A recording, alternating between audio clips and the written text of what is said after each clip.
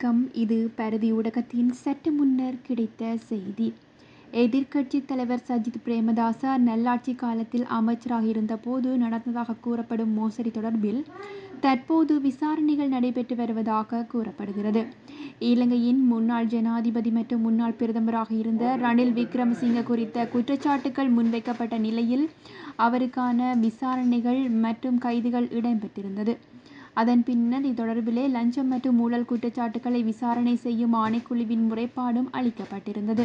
இந்நிலையில் சஜித் பிரேமதாச அமைச்சராக இருந்த காலத்தில் பொறியியல் கூட்டுத்தாபனத்தின் ஊழியர்கள் குழு ஒன்று ஜலனி பிரேமதாசவின் தனியார் நிறுவனத்தில் பணி அமர்த்தப்பட்டதான முறைப்பாடுகள் வழங்கிய தரப்பினர் தெரிவித்திருக்கின்றார்கள்.